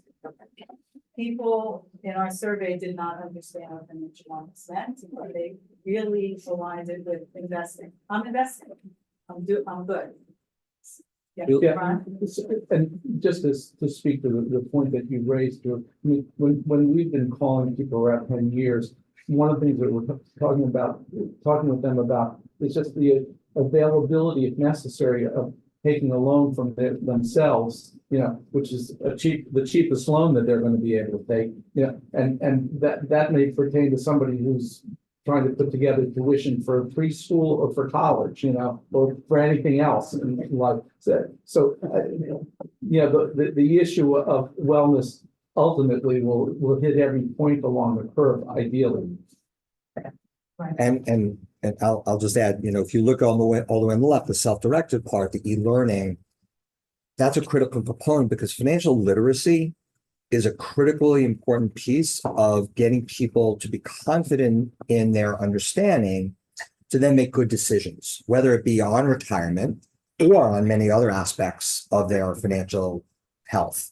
And so we're in a unique position because of where we sit and the relationship we have with our participants to be able to help them. Right? You know, for very much incremental dollars, we can be making a very big impact on our participants' overall health and their families' health. And that's why we're doing this. Yeah, and also the conversation in general has expanded at large in society. It's beyond, it's a overall mental health component associated with it. Yeah, I think the disconnect for me, or the observation maybe, is I'm used to seeing these kinds of programs, whether it's financial wellness or well-being or whatever, given by an organization to its employees. Right. Okay, because it's in their best interest to make sure their employees are financially secure enough to, so they can focus on their job and be healthy and all that. The fact that we're this multiple employer plan that's retirement focused, I totally buy into the need for this, but we're coming at it through a retirement lens, and that's different than like coming at it from an employer. So I'm going to say that from my perspective, Michael and I hope you agree with this. We don't want to do that. The point about like how this all got started is understanding how the marketplace and the macro environment is changing. And we need to step up to the plate. And just having that retirement focus is like going to the hand surgeon, you know, what's the rest of the body doing? So we want to deepen and broaden our brand message and mission. Of course, our wheelhouse is retirement. We have to get the wellness resources. We're not providing them from our staff. But what we do, maybe fiduciary responsibility would be remiss if we just stay focused on retirement without looking at the broader picture and helping someone get out of debt. Well, in some ways, I'm viewing this as an added benefit to our employers. Because they don't have to do this because we're providing this service for them. Right. What's that mean? Meaning you just hit the nail on the head. Oh. I mean- Got it. 5. Okay. So I went over this. Is this the right slide? Slide 5. I'm not sure. Oh, 1.2. here we are. Yeah, so the second bullet there is enable employees to provide a wellness benefits for their workers. Yeah. So this is the piece that we don't know how savvy our employers are at this. Maybe the largest ones are. I don't know if there are judgments about it, but it's going to be up to us to educate them about the importance of this. And we really need the employers to be aligned with this in order for this to take off in a meaningful way. We're trying to position ourselves in some ways as an extension of every congregation's HR function. Well, I mean, And we thank you. HR function in every HR congregation, I mean, some executive directors are great at it, some have other strengths, and again, they don't know, they may not know what they don't know. Right. On this, I mean, no, like, right, everyone has strengths, everyone has some things they can grow on. And- Yeah, absolutely. And then there are the hundreds of synagogues that don't have executive directors, Right, who have just the rabbi Right. and the maintenance person, right?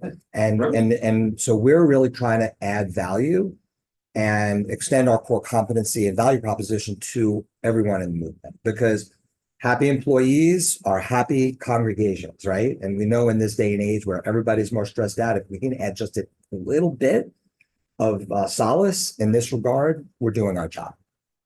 I will say that the email that you sent out in January, because it was financial wellness month or whatever with the budgeting document, I thought that was great. I thought it was really helpful, and even if people just clicked on it and didn't do much more than look at it, but made them think about, oh, what am I thinking about with budgeting? I thought that was a great aha moment from this organization. Thank you. Amy, I'm gonna kind of echo what a lot of people said. I think the finance and the investment piece can be very intimidating to many people, but if you make it about planning for goals, you know, whether, yes, retirement's one goal, but it could be buying a home, it could be saving for college, it could be saving for some other goals. and make the conversation around goal planning, are you on track, there's calculators, there's a resource. I think it's less intimidating than like, let's check out your investments and see if you have it right. And then the other kind of unrelated but related, we talk a lot about appropriateness of investments, which is really important. I would also say, like, when we're going through the outreach, making sure people have beneficiaries on file for their account. Every year my login. Yeah, but like if there could be a campaign around that or something targeted where people don't, and maybe even do that. Okay, yeah. That's Yeah, the we- thing is like on top of it for one of you, Yeah. even just like basic estate planning, like why you need a will, why your beneficiary should be up to date. So I think that, you know, what's great that you're all hitting on is that, there's so much that we really need to talk to people about, to get them to understand and kind of put into their brain and have on some kind of mental calendar. So the idea is that, let's say up till now, we've done the best we could, which is send emails directly to Fidelity, have them call Robert. Which is all still good. All Your hand still up, good. But we want to give them something where we can say, you know, here is the place where you can go run and deal with whatever you have to do. Just need a container for all of it, so it just doesn't feel like you're spamming everything.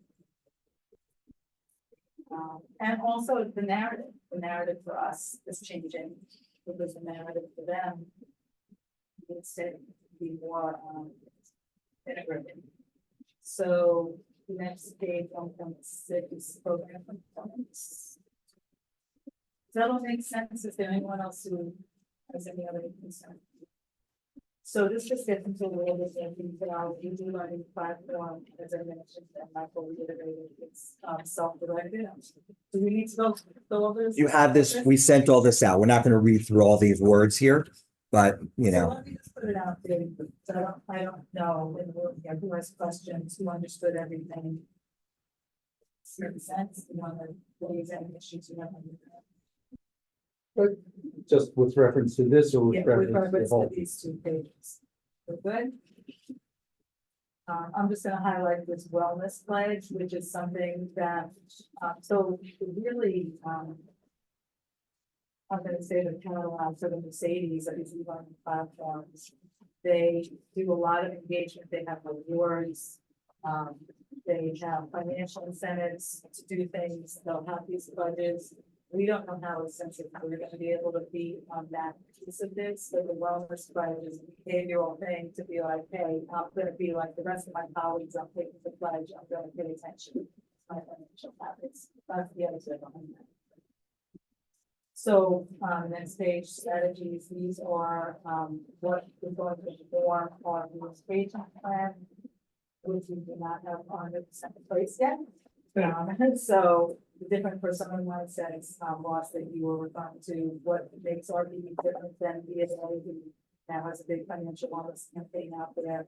What we want them to think, feel, and do, behavioral finance and Jewish values. So we do want to weave in, we don't want to give them another thing to try to think about in terms of Judaism, but we do want to weave in what David wrote into his bar, Jewish concepts that support the idea of financial wellness.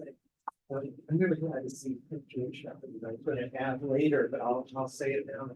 But, you know, it's a Jewish value not to make yourself dependent on something that can't be taken seriously. Jewish value to in education and a job and support yourself and prepare yourself so you don't have to go to the community and say, I can't pay. I think our ethic code and TCR also has a place for somebody who need to handle their finances correctly. And not only need to be kosher that, but sometimes rabbis who solve the problem, they go to the foundation and say, I have no money. I can't put behind my debt, my credit card, I can't pay the mortgage. And the congregation says, well, so I think this Jewish value, you can build yours. But I think emphasizing the Jewish value with our colleagues helps them to put it into perspective, to see that they actually have to arrive at some different goal settings in their traveling on the valley, not just retirement, but a sense of responsibility. emphasizing Jewish values, not at the bottom of this, in some of the bottom, essentially the. Yeah. Definitely, thank you. Yeah, this list is not in priority order. Many of our CPA infuse all of their financial wellness messages with messages from their denomination. We have not done that. We've been much more about the subject matter of finances. We really want to, we have our Jewish values investing, but it's not in our communication. So we really want to make that part of what we do. The next page, 1.7, you've all seen this before. These are Fidelity's financial personas. They have they tagged all of our participants. We put all tag in our database. So we have the ability to send an email to jumpers, for example. Any questions on this?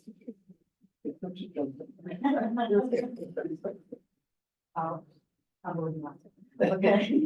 Right along. Yeah, we will also segment by, whether they are active or retired, the persona in the middle circle, and by engagement level. That's something from Fidelity. So I'll just take a minute and explain that to you. So highly engaged and education engaged are participants that engage with financial help from Fidelity or use Fidelity's live or virtual tools. Fidelity can track that. So 49% of our participants are highly engaged or education engaged. Basic engaged is they go into net benefits and they use stuff there and then they call Fidelity. Unengaged and deeply unengaged is no contact in the prior 1 to 2 years with anything Fidelity related. But just so you understand. And just to start one round, just so you know, our engagement numbers are better than peer and better than Fidelity's average client. So we actually do score, even though we're under allocated to equities on average, that was part of the investment committee discussion earlier. We are higher than average when it comes to these numbers, which is good. I want to bet that, that if you look by current engagement level, that there actually are more that are highly engaged, because I have a financial advisor. I don't call Fidelity for financial advice because I don't need to call for Fidelity. And I think there are a lot more people in that cohort than Fidelity is necessarily going to recognize. That is probably those, yeah. But this is based upon interaction with Fidelity. Right, I understand. Okay, this line here, so I'm gonna go a little bit faster. Our audience segmentation, just the key takeaway here is you see Gen Z starting to pop up. We have 45 Gen Z participants. And then the rest obviously the Gen X and baby boomer, bigger participant populations. How are we going to communicate this? Email. We have RPB website, which is our portal, as well as our public website. We have professional organization newsletters that came up before. We have the e-learning platform and the professional organization websites themselves. So professional organization reps on the board here. We would want to work with you to get your website page for RPB to be more reflective of where we're going with this and more engaged. So, yeah. I have a question back on about just the not 15 non-Your Day congregations. Yeah, those are nonprofits. No. Oh, so they're not. No. Yeah. So they're not Non-Your, congregations. we have a handful of non-URJ congregations where we have active employees because they're in the grace period. Right. These are folks who are, In the grace period. they're likely rabbis who are in their grace period. Right. Thank you. Stephanie, this education is only available to active participants. Active and hired and active. It's still with us. So like one thought about, is there an opportunity to engage people before they even come into the plan? So. i.e. they're at HEC. We do that. Well, we could, well, right now Michael goes to this very interesting students and does a share. We can talk about whether they can start working with this. I don't know, they'd have to know the plan first. We have to be thoughtful and realistic about who we can serve. We certainly want to promote RPB to the people we know, and that those are certainly HUC students, whether you're a rabbinic student or education student, as well as any other employee who's already at a URJ synagogue, right? I mean, obviously we need to rely upon the employers to promote us and get them to enroll. But in terms of engaging with our stuff, that becomes a little trickier if you're not a member of the plan. And I look to council to probably say, yeah. But As soon as you become a member. hey, Here's the. you're in the system, you're in. You can learn and say. Yeah. All right, so, 1.9. By the way, just one other segment in terms of how we will be trying to, and we just mentioned it, is we also have our professional organizations. Like we're gonna rely upon and work with all the professional organizations to help us, target some of our material to them. It might, it's gonna be the same stuff, whether it goes to the educator or the rabbi, but we're gonna make it feel like it's just for the rabbi or just for the educator, right? So that's important. And professional organizations are great at putting out messages, and so we'll just have each new message. So anyway, the takeaway here is we'll use all the communications channels we have. A new channel for us would be texting. We will do an experiment with a cost-effective experiment to see what it's like to text and what kind of uptake we get on that, and be very discerning with the messages that we put out. And we're doing that now. Many of our countries are very well ahead, but we're doing it now. And how's it going? Going pretty well, because we didn't think majority of the congregation would be interested in that. Apparently, it's only above a certain age group that is not interested. And otherwise, it's going pretty well. We're not being pushed out. Yeah, Okay, exactly. that's great. So that's good. It makes sense. And we have to, TikTok is our next round. Okay,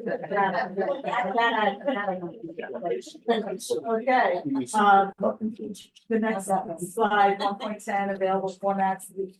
It's the whole array of formats we can use for messaging. I'll just focus on the QR codes. We'll start using more of those to direct people to content through their phone, where 96, the stat is that 96% of the people worldwide use the internet using their mobile device.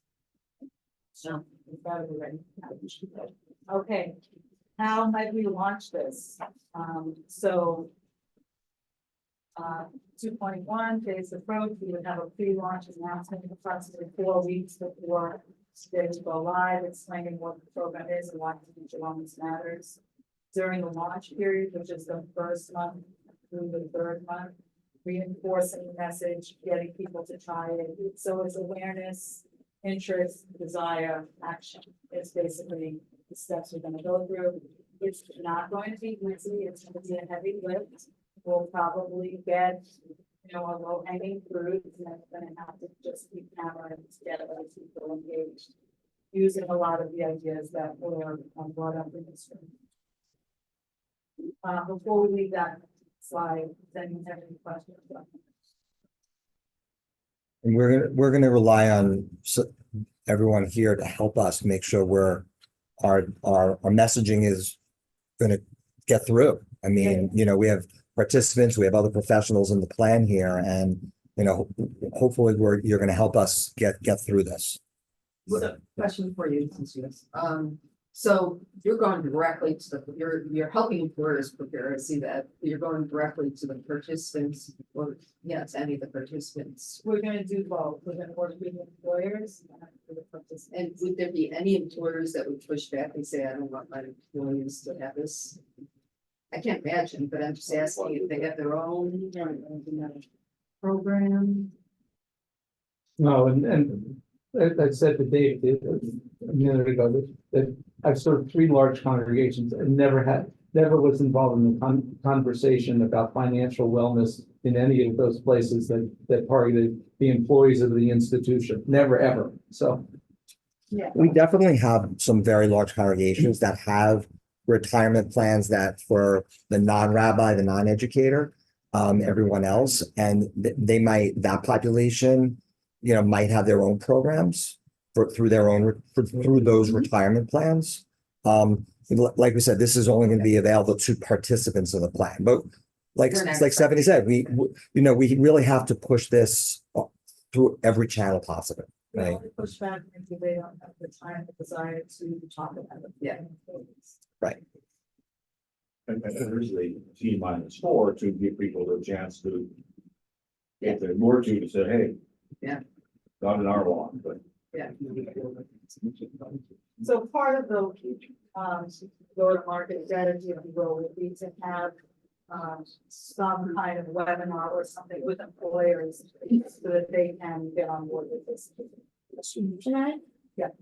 So I'm thinking about these webinars and I understand that we're talking about talking to employers, but when I think about the expanded types of employees we have now in the plan, many of them can't do a webinar in the middle of the day based on the role that they have in the institution. And I just think we should be thinking about that.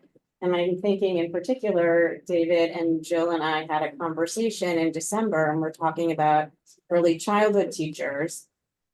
They can't leave their classroom to do a webinar in the middle of the day. So I just want us to be thinking through what we might need to be doing for those kinds of employees who can't do some things. Friday night or Saturday morning. Sure. But if you have, we have many congregations may have a day where they have an all staff meeting, like nobody works on Wednesday, there's an all staff meeting on Wednesday, that would be a time when you could do it for everybody.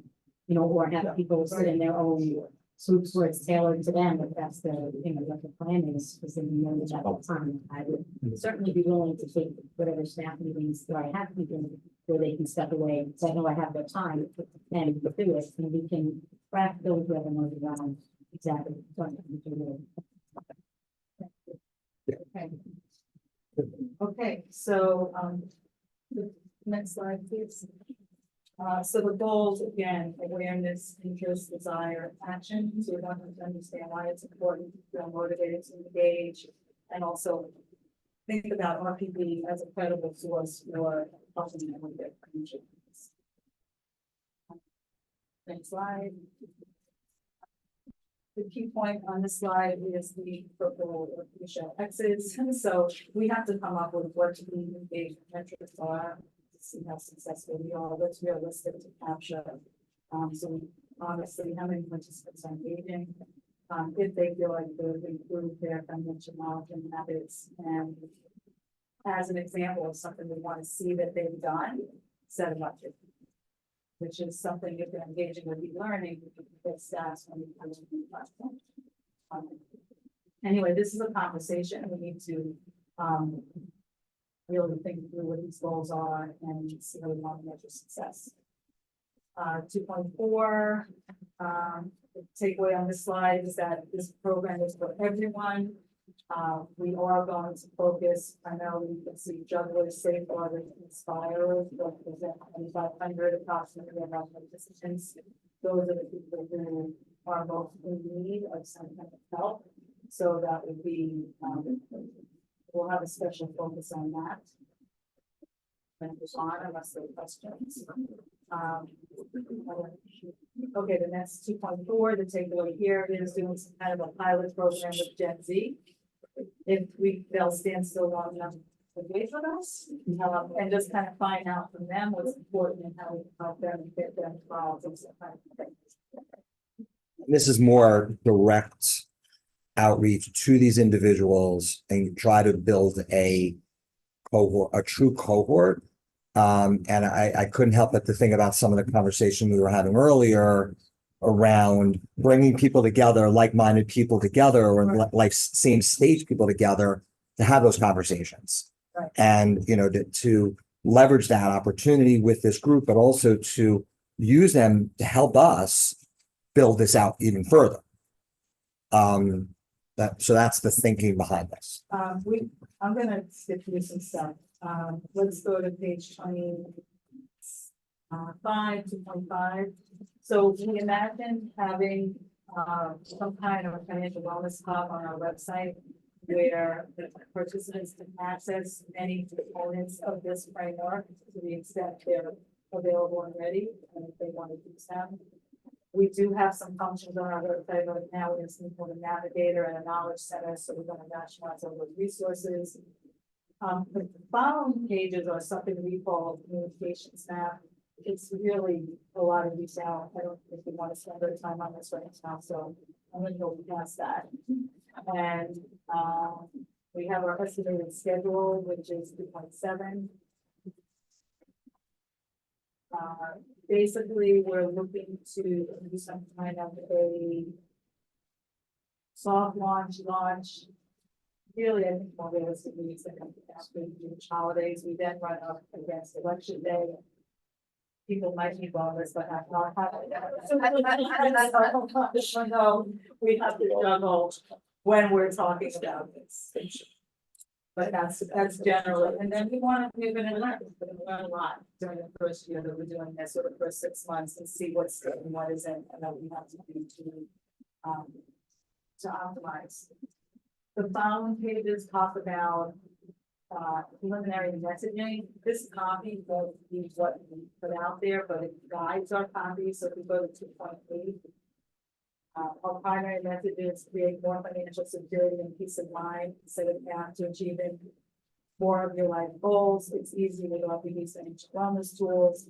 It's easy to get it or not get it with RPB's financial wellness tools. So again, this is just our underlying premise based upon our survey that we did. 2.8, the following page is just going into more detail around messaging. That measurement 2.9. Basically, there's lots of variables that we can measure, but we have to understand what our key performance indicators are, and then what necessary is to track those. So that's work to be done. Happy to engage in a conversation here to go through and that.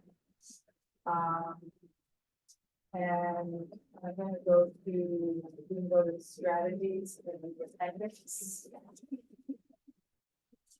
So why, B of A has rolled out this really intense financial wellness program. It's on the screens in my gym. Why, from B of A customer, that's a competitor to us, right? Why have we got this as RTB? So what we have, which I think is our secret sauce, is the fact that we're a community. And we really care, and you can have these really wonderful one-on-one conversations and feel like we can listen to them.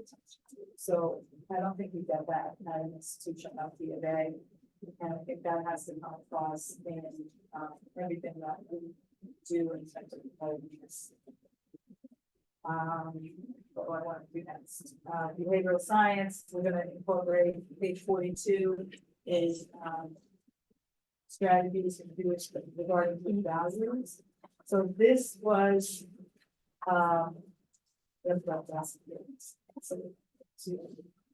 strategies.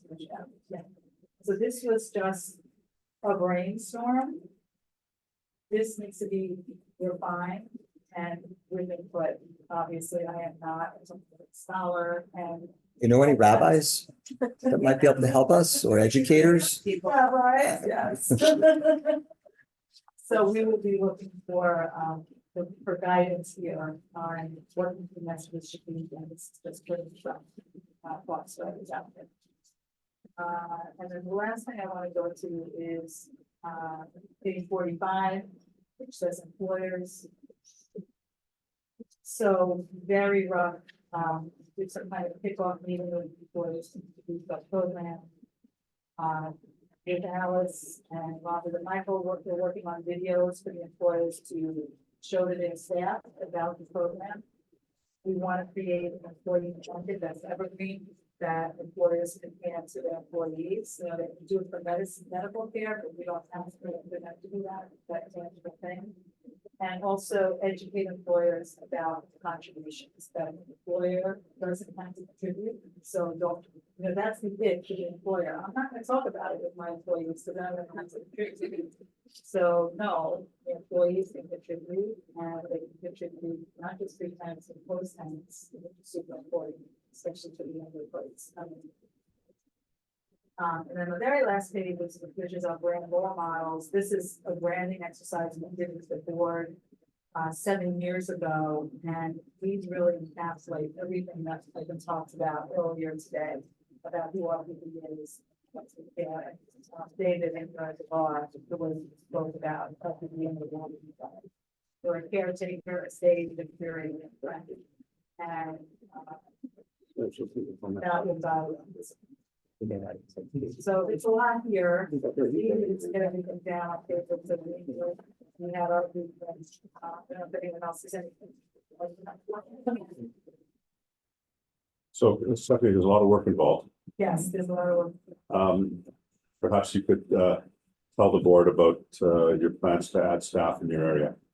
Sure, so we're going to be hiring another marketing person that, among other things, will be helping us with the sound. So That is a priority. So We're meeting tomorrow about that. so it's A question on the funding, which sounds like this, is there a concern with given the broader scope of this, with using plan assets to pay for this?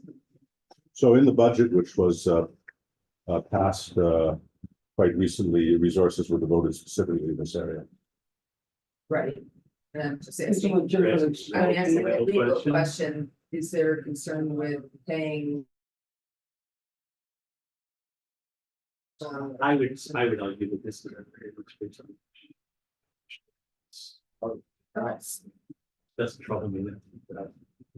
It's a good question.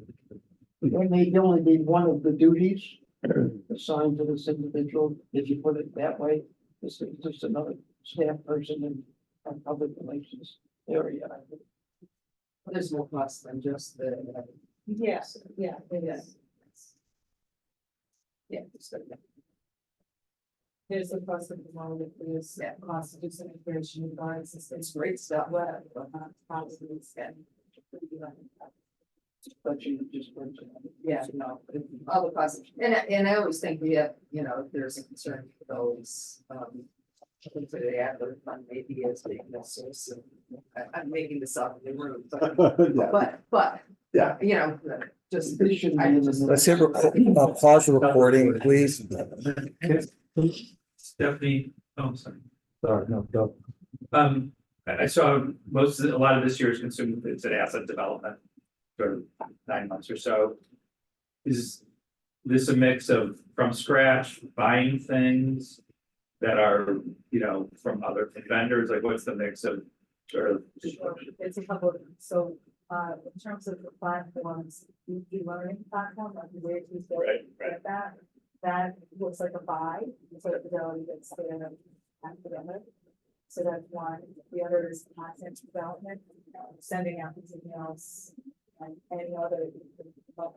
Sure. Content development there, and just integrating everything. So we have our participant portal, which we've been to the benefits, that's the channel that we push our participants to, so we probably do some integration, some integration on the website to have this wellness hub and rationalize that with other stuff that's in there. So. Our general philosophy is if we can acquire it at low or no cost, we'll acquire it. I don't want us to be designing content, like education content. I think a lot of the heavy lift is really the marketing campaigns. Right, okay, That I think that's what I was trying. It's really. Assets sounded more like the learning assets. Right, and no. not A lot of the assets But I get it. are, what are all the different messages that we have to create? And the copywriting piece is gonna be big for them. Right. That alone, yeah. All of the emails we talked about here. And then implementing the e-learning platform. Understood. Lisa? So, Stephanie, you said this a couple of times, so I just like a little clarification. You said we will probably have to go with a different e-learning platform until Fidelity gets its act together. So is it that we want to go with Fidelity because it will be a lower cost once they get it together because we already use them? Or is it because we believe Fidelity is going to have a better product? And what will be the implications in the strategy of going from one platform to Fidelity's if in fact we switch from something else to Fidelity? So that's a question that we've been talking about extensively internally. We don't know if Fidelity's platform will be better because we don't know how it's going to be together yet. They've got pieces, they're working on things. You can't go to one place and take their financial wellness journey and say, okay, I got it. So I don't know, we don't know the answer to that yet. There are many different learning platforms out there, some of which we can't afford, $100,000 a year. That's the catalog, really, really nice. What we've now is a platform that we think is, and we're still evaluating it, is very, very good in its own right. We're not overpaying for it. We feel that it gets us to where we want to be with our participants, and it doesn't present the inclusion that Fidelity's stage presents. When if we transfer from one platform to another, that will obviously be a bit of a learning curve for those that have engaged. And I think it's like any platform change that you do, we'll have to deal with it at the time. The other strategy would be but waiting for Fidelity is not a good strategy. Because they're too big and we can't get away with that. And that, we can't line up. What we've learned about Fidelity is, I mean, by the way, we're really happy with Fidelity. They are the number one record keeper for a reason. But their size does create some obstacles for moving nimbly, I think is the best way to describe it. Big organizations move slowly. They have many, many, many masters to please. And what's frustrating is a lot of their stuff is good. It's just not packaged well. And the last thing we need is to put something out that's poorly packaged, and then nobody will engage with it. We will have failed miserably, right? So the thinking is, let's go with something that is packaged better, which does create its own challenges because we still want to drive into Fidelity for some stuff, right? And so that's going to be the trick with how we, if we do this hub approach. And so there's still a lot of work to be done to think about really the end user in mind as we design this. And that's really the most important thing. A tool is great, but if it's not going to be used, what's the point, right? But it's a really, really important point. In 3 years' time, if Fidelity stuff looks amazing and we can figure out a thoughtful transition plan, we will. If people don't we love this thing? We won't. We'll cross that bridge when we get to it. I'd say to saying that that's a good question. Right now, Fidelity, they have these great tools and they're also in the market to sell their products. So whenever you engage with them, there's always that part of the engagement. Why don't you do this? Why don't you call it to the company here? So it's not really unbiased. It's not that selling to the company to it. The other thing is that in talking with the learning platform, they have customers who also use Fidelity as a reference. And they can embed links in their program where we want participants to go out with Fidelity. So we're not the first. Stephanie, thank you very much. Ron, I think you have your hand I up. just have, I think it's brilliant, exciting and challenging piece of work. And we all owe you a debt of thanks for this. It's really great. And you can collect that when you. Anyone on Zoom, any other thoughts, comments, questions at this juncture? All right. I'm seeing So those. All right, thanks Denise, Jill, Thank you, Lisa, Steve. thank you, Steve. everybody. And we'll miss you at dinner. So dinner tonight is at Butter Restaurant at 70 West 45th. So basically 1 block south of where we're sitting. Drinks at 6:30? Yes. Drinks, food, everything at 6:30 and just, If you go through the little lane where. you Yeah, there's a little park crosswalk. From the hotel, oh, right. down there, it's right across the street from that. Okay. So if you come out of the hotel, make a left and then there's a public space. Wait, before we hang up, Steve Sachs, this is our farewell to Steve Sachs. He had a chance to say some words. I think we owe him a thanks and a great deal of gratitude for all you've done these last 8 years. You know, we appreciate your honesty. You've never been one to shy away from sharing your opinion, which we really very much do appreciate. And we will miss you. We really do. We'll miss you, my friend. My parting comment has always been, I'm too old and too ugly to be a cheerleader. Everybody, it's been a ball. Stay well. Stay well. Stay well. Love you, man. All right, we'll see you soon. So Bye-bye.